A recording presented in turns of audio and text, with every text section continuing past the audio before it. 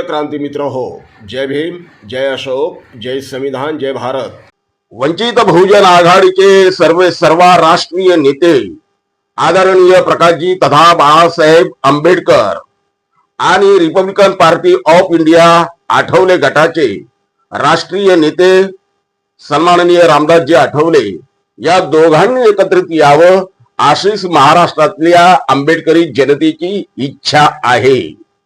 सुरुवातीपासून आंबेडकरी जनता या दोन्ही नेत्यांना एकत्रित पाहू इच्छिते, परंतु राजकीय मतभेदांमुळे वैचारिक मतभेदांमुळे हे दोन्ही नेते एकत्रित येत नाही। प्रकाशजी आंबेडकरांचं राजकारण हे स्वाभिमानी राजकारण, हे स्वभावावरती पुढे नेणारं राजकारण, आंबेडकरी समुदायाला स्वाभिमानी पायावरती उभं करणारं राजकारण। तर रामदास आठवले यांचं राजकारण हे सत्तेच्या परिघात घेऊन जाणारं राजकारण। भले त्यासाठी त्यांना तत्वशून्य राजकीय आघाडी जरी करावी लागली तर ते करायला तयार आहे। या उलट प्रकाशजी आंबेडकरांचं आहे, त्यांनी अनेकदा स्वाभिमान शून्य आणि तत्वशून्य आघाड्यांना नाकारलेला आहे। त्यासाठी त्यांनी मंत्रिपदांना सुद्धा ठोकर मारलेली आहे। या दोन्ही नेत्यांमध्ये कमालीचं वैचारिक तफावत आहे, परंतु आंबेडकरी मुवमेंट हा दोघांचा एक साम्य, या दोघांमधलं एक साम्य आहे आंबेडकरी मुवमेंट। आणि म्हणून ही आंबेडकरी मुवमेंट सशक्त होण्यासाठी प्रकाशजी आंबेडकरांनी आणि आठवले यांनी एकत्रित यावं, प्रकाशजी आंबेडकरांच्या नेतृत्वाखाली आठवलेंनी काम करावं, ही तमाम आंबेडकरवाद्यांची इच्छा आहे। प्रकाशजी आंबेडकर हे समाजाचे एकमुखी नेते, त्यांच्या नेतृत्वाखाली संपूर्ण 18 पगड जाती समूह हा एकवटलेला आहे। तर रामदास आठवले सुद्धा त्याच बहुजन समाजाशी आपलं नेतृत्वाचं नातं सांगतात। अर्थात हे दोघंही अगोदर म्हटल्याप्रमाणे दोघांमध्ये ही राजकीय आणि वैचारिक मतभेद असल्यामुळे एकत्रित येऊ शकत नाही। असं जरी असलं तर काही मुद्द्यांवरती मात्र रामदास आठवले हे नेहमी प्रकाशजी आंबेडकरांचं नेतृत्व मान्य करताना दिसतात। भले त्यांना त्यांची राज्यसभेची मुदत संपत आलेली असताना ऐक्य आठवत असेल, त्यावेळेला त्या ऐक्याची साद घालतात। नंतर राज्यसभा सदस्यत्व मिळाल्याच्या नंतर म्हणजे एक प्रकारे ती भारतीय जनता पक्षावरती ते दबाव निर्माण करतात की सर तुम्ही मला खासदार बनवलं नाही, मला केंद्रात मंत्रिपदावरती ठेवलं नाही, तर मी प्रकाशजी आंबेडकरांच्या नेतृत्वाखाली महाराष्ट्रामध्ये काम करेल, हा दबाव ते बीजेपीवरती टाकतात। आणि बीजेपी त्या दबावाला घाबरून त्यांना खासदार पद बहाल करतंय, मंत्रिपदावर ठेवतं। हा जरी इतिहास असला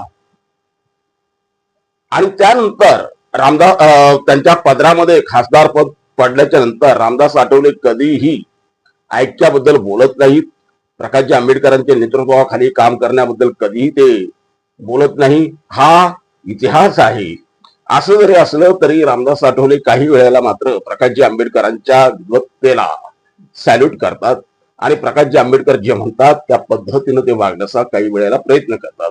उदाहरणार्थ वर्गीकरण, महाराष्ट्रामध्ये सध्या वर्गीकरणाचा मुद्दा जोर धरू लागलेला आहे।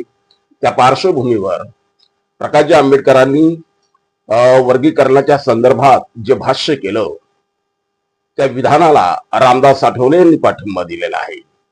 प्रकाशजी आंबेडकर म्हणतात की वर्गीकरणाचा मुद्दा हा सुप्रीम कोर्टात आहे, वर्गीकरणाच्या संदर्भात दुमत असण्याचं कारण नाही, वर्गीकरण झालं पाहिजे, परंतु ते कसं झालं पाहिजे, वर्गीकरण कसं झालं पाहिजे, कसं होऊ नये या संदर्भात चर्चा होणं अपेक्षित आहे।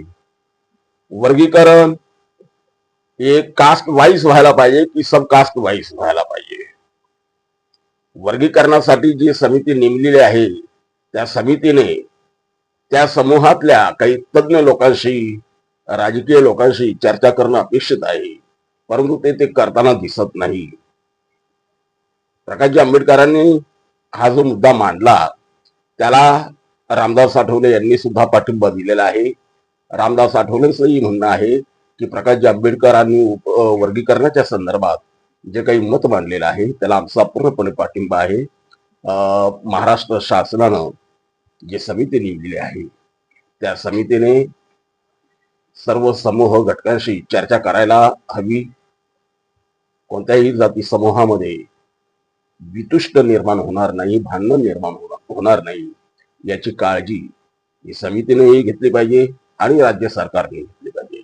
मित्रांनो, प्रकाशजी आंबेडकर आणि रामदास आठवले या दोन नेत्यांमध्ये कमालीचा विरोध असला तरी काही मुद्द्यांवरती हे नेते एकत्रित आहेत. प्रकाशजी आंबेडकरांचं नेतृत्व रामदास आठवलेंना मान्य आहे, परंतु घोडं अडतंय कुठं? या दोघांना एक व्हायला घोडं अडतंय कुठं? तर मी मगाशी म्हटल्याप्रमाणे की रामदास आठवले हे सत्तेला जवळ धरणारे आहेत, प्रकाशजी आंबेडकर हे सत्तेपासून लांब राहणार आहेत. सत्ता दोघांनाही हवी, परंतु प्रकाशजी आंबेडकरांना सत्ता ही स्वाभिमानी पायावरती हवी आणि रामदास आठवलेंना सत्ता ती कशी का असेना परंतु सत्ता हवी. हा दोघांमधला मूलभूत फरक असल्यामुळे ऐक्य घडायला अडथळे निर्माण होत आहे. असं जरी असलं तरी महाराष्ट्रातली जनता सगळं काही ओळखून आहे आणि ते स्वाभिमानी राजकारणालाच पाठिंबा देता आलेले आहे. बघूया भविष्यामध्ये या दोन नेत्यांमध्ये काय होतं आणि काय होत नाही यावरती आपलं सगळ्यांचं लक्ष असणार आहे. जय भीम. प्रिय क्रांती मित्र हो, भीम पॅंथर या आपल्या हक्काच्या यूट्यूब चॅनलला कृपया सबस्क्राईब करून आम्हाला विषमतावादी शक्तींच्या विरोधात लढण्यासाठी बळ द्या, शक्ती द्या, ऊर्जा द्या. कमेंट करा, लाईक करा, शेअर करा.